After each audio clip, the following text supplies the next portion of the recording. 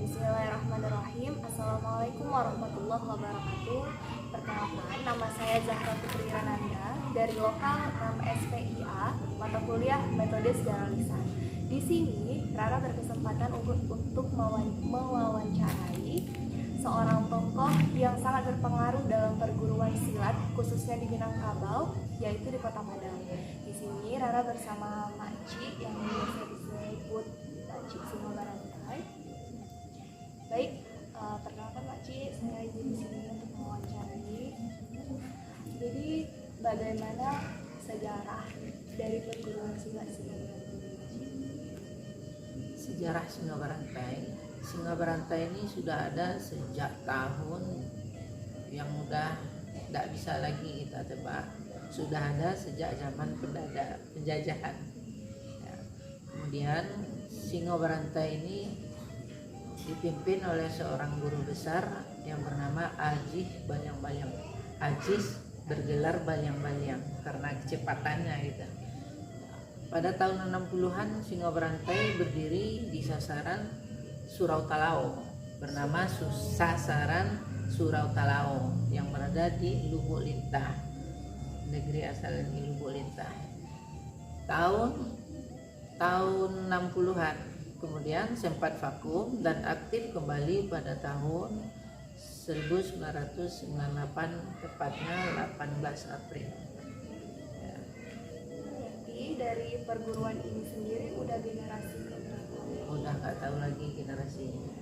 Yang tahunya masih kita, nama saya Dodi Mursal Malin Sultan, generasi tahun 98. Jadi fungsi silat di Minangkabau itu kan yang Anda ketahui sebagai alat pelindung diri kita. Jadi kalau misalnya Makci sendiri mendefinisikan silat di Minangkabau itu fungsinya apa? Oke, ya. Silat secara umum, pemandangan secara umum silat itu hanya sekedar bela diri. Padahal kalau kita mendalami lebih dalam atau lebih detail, tidak hanya sekedar bela diri. Banyak ilmu, banyak cabang ilmu yang bisa kita ambil dari silat. Contoh, mungkin ada ilmu matik-matik, mungkin ada ilmu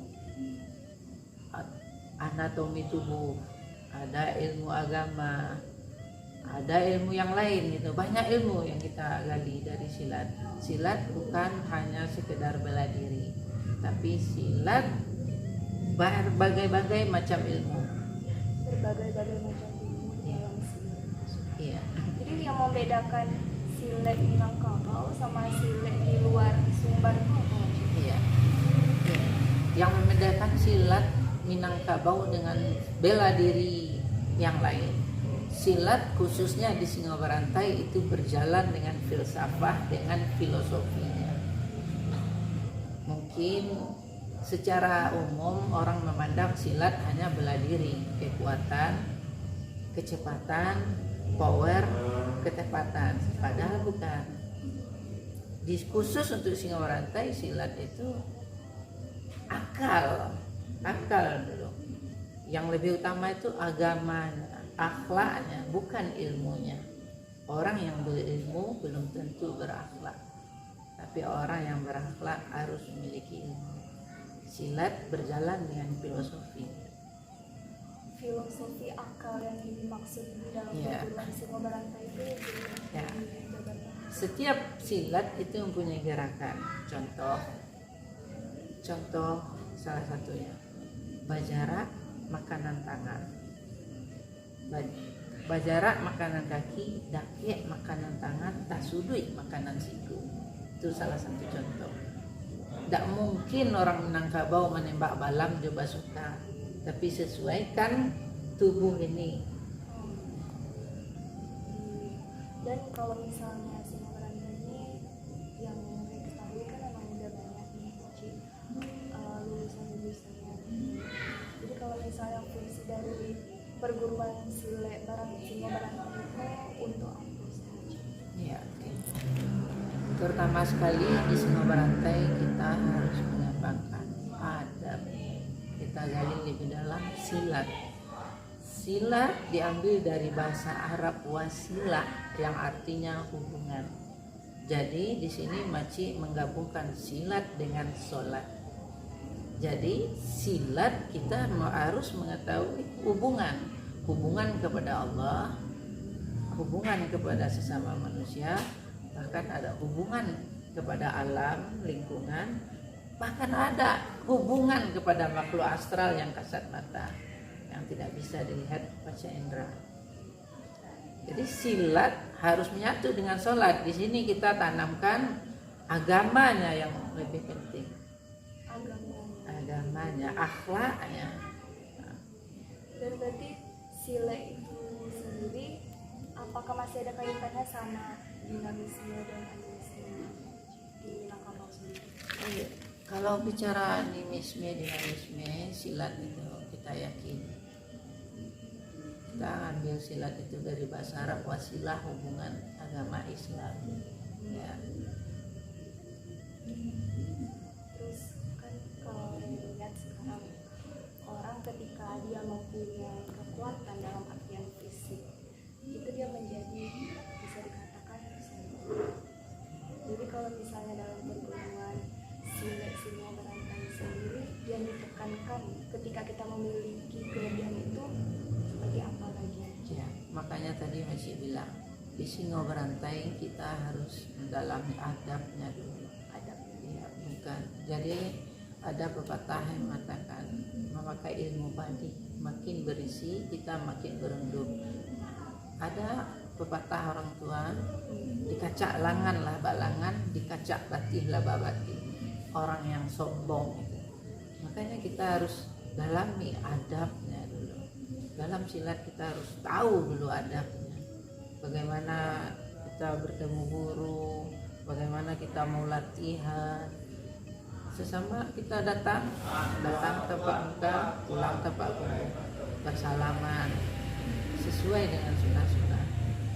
Berarti di silat itu sendiri juga mempunyai ciri khas kan? Punya singo berantai. Ciri khas di singo berantai itu apa sih? Iya. Kalau kita bicara ciri khas singo berantai itu alirannya silat pauh. Silat pauh. Untuk kita ketahui, guru besar Ajis Banyang Baliang pernah berkata, silat pauh itu adalah gabungan dari seluruh aliran silat yang ada di Minangkabau. Inti sarinya itu ada dalam silat pauh. Salah satunya khusus di singo berantai kita memiliki kelebihan kalau jurusnya ada julu, ada lantak bawah, ada kuncian, ada pembuka. Dan berarti kalau misalnya ciri khas itu sendiri apakah boleh dimiliki oleh perguruan lain? Ciri khas itu sendiri. Ya mungkin ada dimiliki oleh perguruan lain, mungkin ya. Tapi kita tahu ciri khas kita itu. Tapi kalau dalam input singo berantai sendiri apakah boleh dipakai sama perguruan lain ciri khas tersebut? Boleh, selagi mereka mau mengambil ilmu kita akan berikan. Jadi Tidak ada rahasia. Tidak ada rahasia. juga di sini kan mungkin kalau untuk murid-muridnya itu bukan yang bisa masuk ke sini itu siapa aja, dari mana aja. Untuk penerimaan murid di singo berantai kita tidak ada batas. Selagi ada kemauan, mulai dari usia yang kecil sampai usia yang besar, kita tidak pandang bulu, kita terima saja. Bahkan ada orang Medan, Batak di luar Minang, ada orang Nias, iya, ada Cina, kita terima aja. Kalau relief kan fungsi silat itu, apalagi kalau misalnya untuk merantau kan juga dan relief itu kalau orang-orang pergi merantau itu dia juga membuka perguruan baru. Apakah alumni-alumni dari singo berantai ini juga ada membuka di wilayah lain? Ya ada.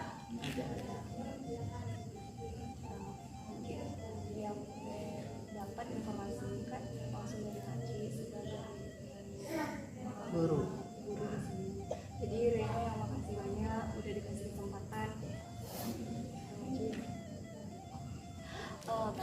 terima kasih kepada narasumber kita. Di sini saya akan mengakhiri video saya. Terima kasih kepada Bapak yang telah memberikan tugas atas mata kuliah ini. Assalamualaikum warahmatullahi wabarakatuh.